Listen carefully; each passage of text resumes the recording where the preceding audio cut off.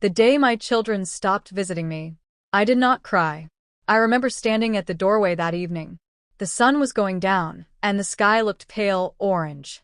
I kept looking at the road, even after I knew no one was coming. I had already made tea. 3 cups. 1 for me, 2 for them. The tea grew cold before I accepted the truth. No car stopped outside my gate. No familiar footsteps walked up the small path to my door. I never wanted to admit. Growing old is not the hardest part of life. Growing old alone is. I smiled when my neighbor asked, "Are your children coming today?" I said, "They must be busy." I said it softly, calmly, but inside, I felt something small break. You see, it didn't happen all at once. Children don't suddenly stop loving their parents.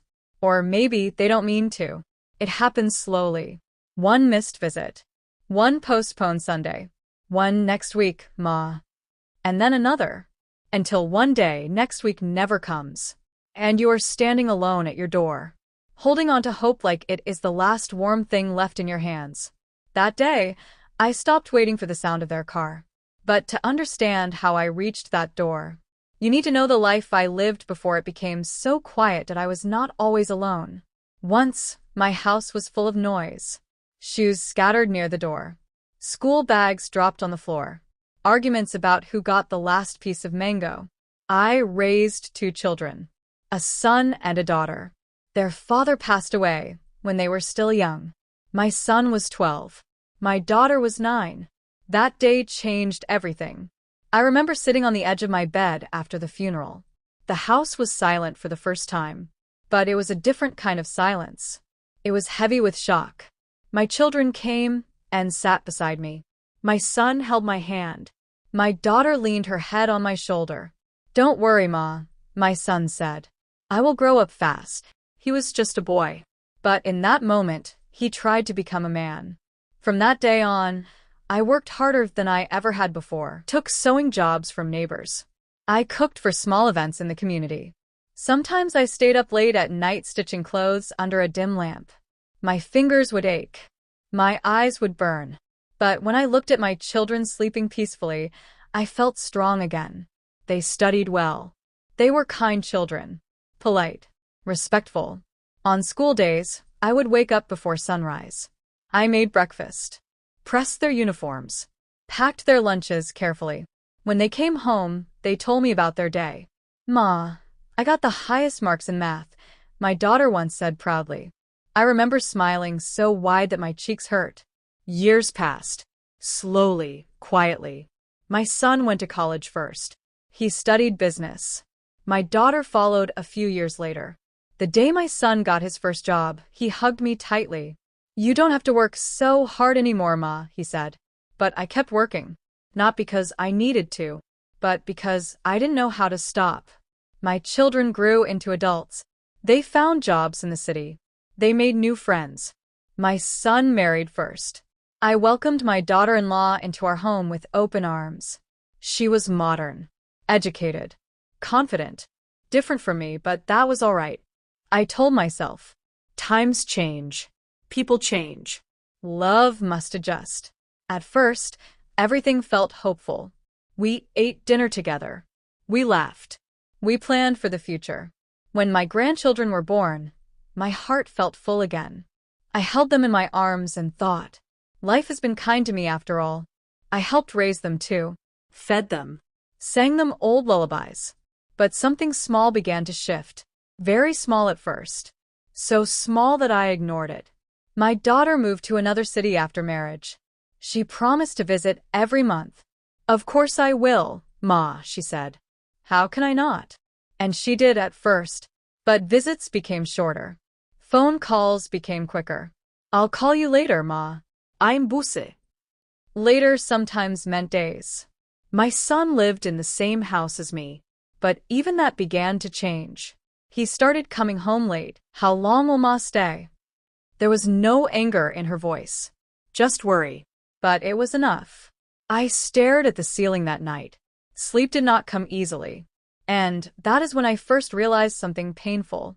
My children loved me, but they no longer needed me. And maybe, in their world, Need had slowly replaced love. I stayed at my daughter's home for 3 months. At first, she tried to make me comfortable. She bought me a new pillow. She placed fresh flowers in my room. "Are you happy here, Ma?" she would ask. And I always said, "Yes, of course." But happiness is not something you say. It is something you feel. During the day, the house was empty. My daughter worked long hours. Her children came home late from school and went straight to their rooms. I would sit by the window with my knitting. Cars passed. Strangers walked by. No one knew who I was. I tried calling my son often. "How are the children?" I would ask. "They're fine, Ma. Busy with school. Come visit me sometime." "Yes, Ma. Soon." Soon. That word again. One Sunday, I dressed carefully. I wore a soft blue sari. I thought maybe they would surprise me. They did not. Instead, my daughter came into my room that evening. "Ma," she said gently, but I was asking, "When are you planning to go back?" Planning. As if I had planned this all along. I looked at her face. She looked tired. Not cruel, just tired. I smiled again. "I think I should return home." My own home. The one that had slowly become theirs. When I unlocked my front door after months away, a strange smell greeted me. Closed windows. Still air. The house looked smaller. Or maybe I did. My son and his family had moved into a new apartment closer to his office. He told me it would be easier for the children's school. "Ma, you can stay here peacefully," he had said. "It's your house." My house. The words sounded kind. But they From felt work, like goodbye. Dinner conversations grew shorter. My daughter-in-law often looked tired. Or maybe annoyed. I could not tell. I tried to help more. Cook more. Stay out of their way. I told myself. They are young. Life is stressful. But slowly I noticed something else. I was becoming extra. Not unwanted. Just unnecessary.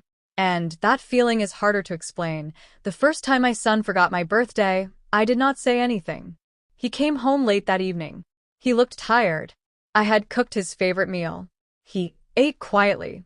Then he went to bed.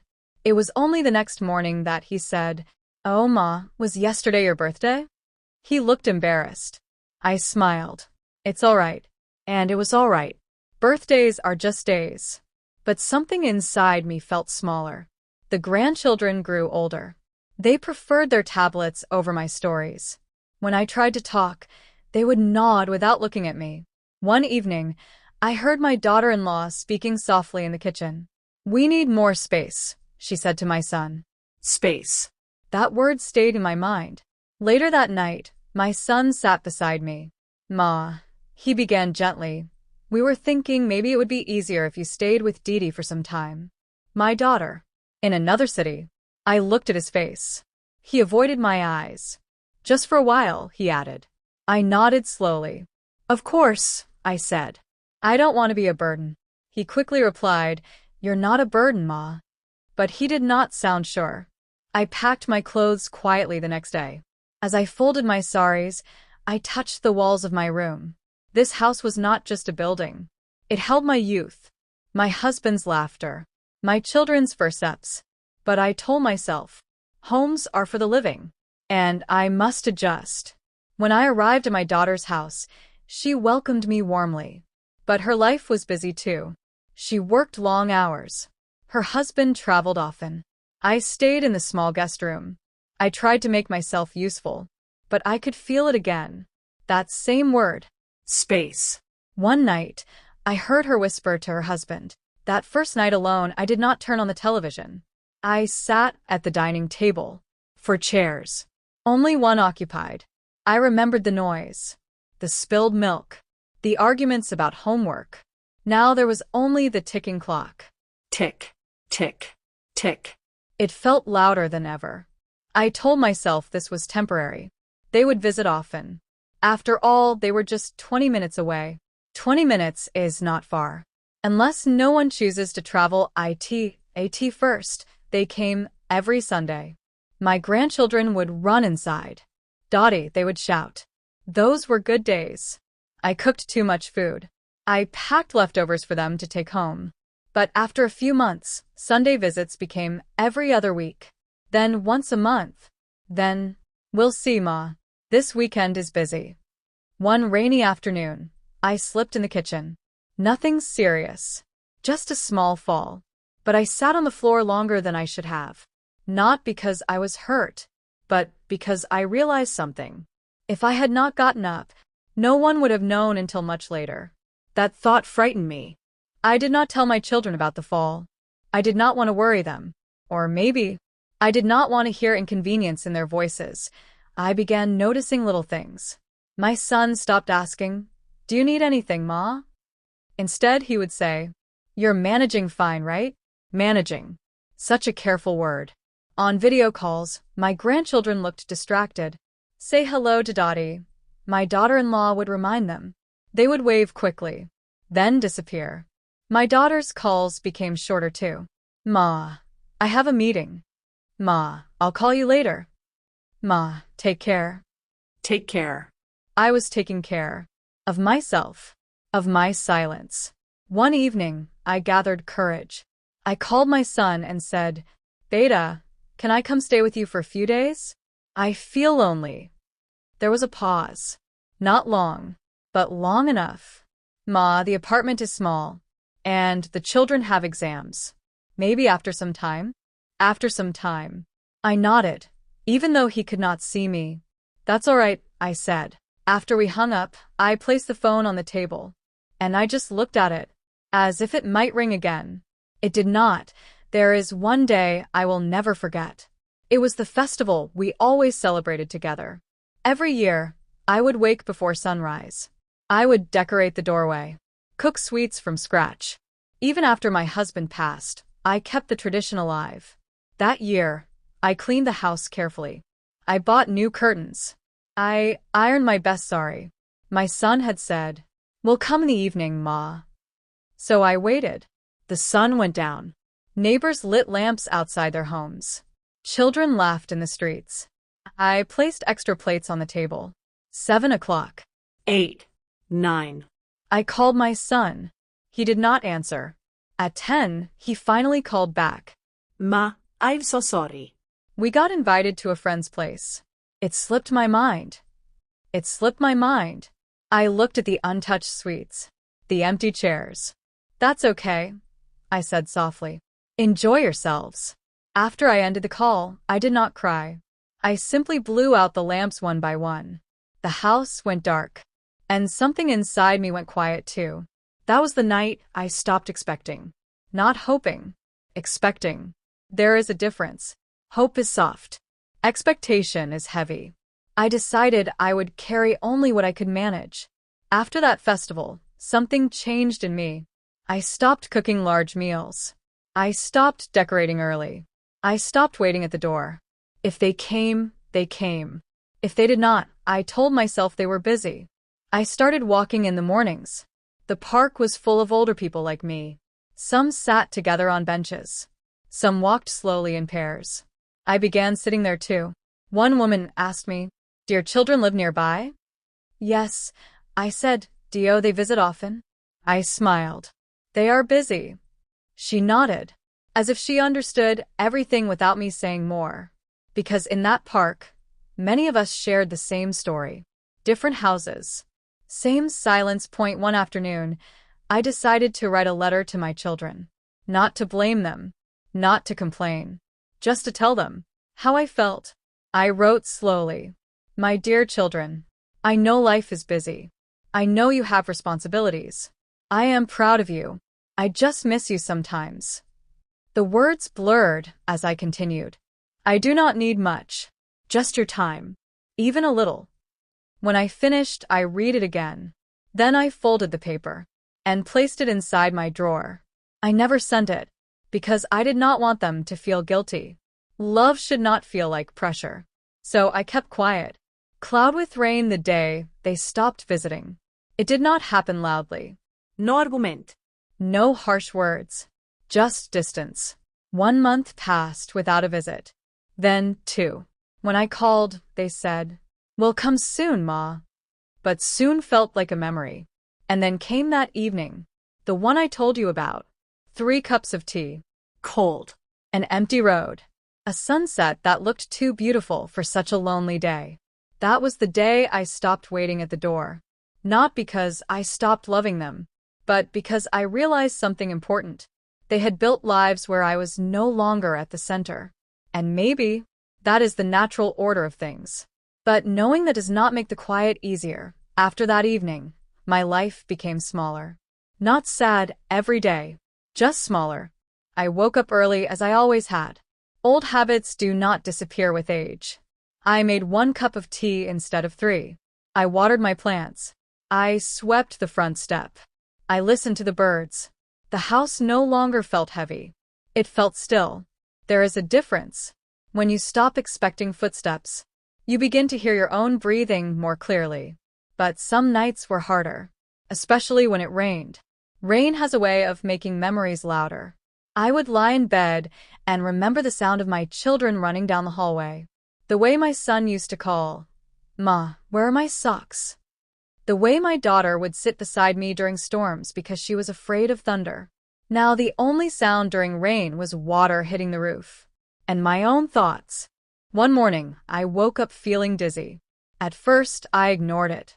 Maybe I stood up too quickly, I told myself. But as I walked toward the kitchen, my vision blurred. The room felt distant. I sat down quickly on a chair. The dizziness passed after a few minutes. Still, something inside me felt unsure. For the first time, I felt my age. Not in my wrinkles, not in my gray hair, but in my bones. I decided to visit the doctor alone. The clinic was crowded. Young mothers with children. Busy office workers checking their phones. I sat quietly in the corner. When my turn came, the doctor looked at me kindly. "You must take better care of yourself," he said. "Your blood pressure is high." He asked, "Does anyone stay with you?" I hesitated. No, irraplia sufli. I manage. Manage. That word again. He prescribed medicine and suggested regular checkups. As I walked home, I felt something shift inside me. Not fear. Clarity. I realized something simple. If I disappeared tomorrow, life would continue. My children would cry. Yes. But their routines would remain. And maybe that is how life moves forward. Parents are the roots. Children are the branches. Branches grow toward the sky. Roots stay in the ground. That evening, I called my son. My voice was calm. "Beta," I said, "I went to the doctor today." There was immediate concern in his tone. "Why didn't you tell me before going? What happened?" "Nothing serious," I assured him. "Just high blood pressure." There was silence on the line. Then he said quietly, Ma. "I'm sorry we haven't been visiting much." His voice sounded different. Softer. Tired. Not careless. Just overwhelmed. "I know you're busy," I replied. He sighed. "It's not just busy, Ma. Life feels heavy sometimes. Work. Children. Responsibilities. I thought you were strong. I thought you didn't mind being alone." Strong. I almost smiled. Parents spend their whole lives appearing strong, so their children never worry. But sometimes strength becomes a mask. "I don't mind being alone," I said gently. "But I do miss you." There it was. Simple. Honest. No blam. Just truth. He was quiet for a moment. "We'll come this Sunday," he said. And this time, I did not prepare 3 cups of tea. I prepared 1. Just in case. When the doorbell rang that Sunday, I walked slowly to open it. My son stood there. My daughter-in-law behind him. The children peeking around their legs. For a moment, no one spoke. Then my grandson ran forward. "Dottie." He hugged me tightly. I felt something warm return to my chest. Inside, we sat together at the dining table. Not for long. Just an hour. But it felt different.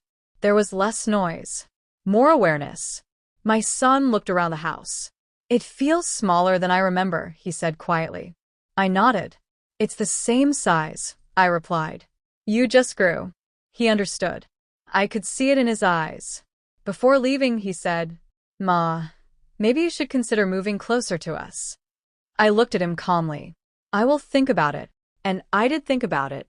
For many days did I, in the end, I chose something unexpected. I did not move in with them, and I did not ask them to visit more often. Instead, I began building a life that did not wait. I joined a small reading group at the park. I started teaching 2 neighborhood children basic reading in the afternoons. Their laughter filled my living room again. Not the same laughter as before, but still warm. I planted new flowers outside my gate. I painted the front door a soft blue. When my children visited, I welcomed them happily. When they did not, I did not sit by the door. Love does not disappear because visits become rare. It simply changes shape. Months later, during another festival, my children came again. This time, I did not decorate early. I decorated with them. We placed lamps together. We cooked together. Before they left, I handed my son a folded piece of paper. It was the letter I had written long ago. He looked confused. "What is this, Ma?" "Just something I wanted you to read," I said. He read it silently. When he finished, his eyes were moist.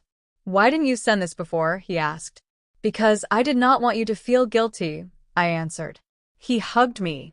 Not as a duty, not as an obligation, but as a son. "I'm sorry," he whispered. "I know," I replied. And I truly did. I am still old. I still live alone. But I am not waiting anymore. There is a difference between being alone and being forgotten. I am not forgotten. My children call more often now. They visit when they can. Not perfectly, but sincerely. And I have learned something important. Children do not stop loving their parents. They simply get pulled into their own storms. And sometimes they forget that the roots still need water. But roots must also learn to draw strength from the earth itself. We cannot hold our children so tightly that they cannot grow.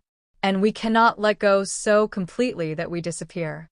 There is a balance, a quiet middle place, where love exists without expectation, where visits are gifts, not guarantees. If you are listening to my story tonight, and you still have your parents, Call them. Visit them. not because they are weak, but because one day you may stand at your own doorway, waiting, and you will remember how silence feels. As for me, I still make tea every evening. 1 cup, sometimes 2, just in case. When I stayed at my daughter's home, I tried very hard to fit into her routine. She woke up early. I woke up earlier. I prepared breakfast before she entered the kitchen. At first she smiled and said, "Ma, you don't have to do this." But I could see relief in her eyes. Relief that one small task was already done. I told myself that helping was my way of loving. But help is only welcome when it feels light. Sometimes I felt I was trying too hard. One afternoon, I overheard my grandson say, "Why is Nanny staying so long?" He did not mean harm. Children speak honestly. But his words stayed with me. Why was I staying so long? I began folding my clothes neatly every morning, as if I might need to leave at any moment. I stopped unpacking fully. I kept my suitcase under the bed. Not open. Not closed. Just readied. My daughter's apartment was on the 4th floor. From the window, I could see a busy road. Cars moved quickly. People rushed somewhere. Everyone seemed to have purpose. I would sit with my knitting in the afternoons. The ticking clock felt louder than the traffic. Sometimes I turned on the television just to hear human voices. Not to watch, just to hear. When my daughter came home from work, she looked tired. I wanted to tell her about my day. But what would I say? I watered the plants. I finished a scarf. I watched strangers walk by. So instead, I would ask her about her work. She would talk for a few minutes. Then she would check her phone. The world inside that small screen seemed more urgent than the one in front of her. I did not blame her. I only felt myself becoming quieter. My son's calls followed a pattern. "Ma, how are you?" Ai fine, beta. "Are you taking your medicines?" "Yes." "Okay, I have a meeting. I'll call later." Later rarely came, but I stopped expecting it.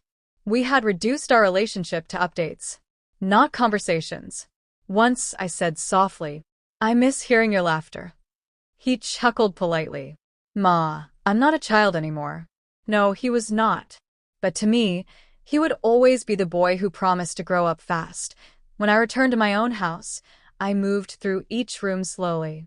I touched the dining table, the old sofa, the corner where my husband used to read the newspaper. Dust had settled on the shelves. I cleaned quietly. Each swipe of the cloth felt like I was wiping away memory. Or maybe holding on to it. The first night alone felt long. I left one light on in the hallway. Not because I was afraid, but because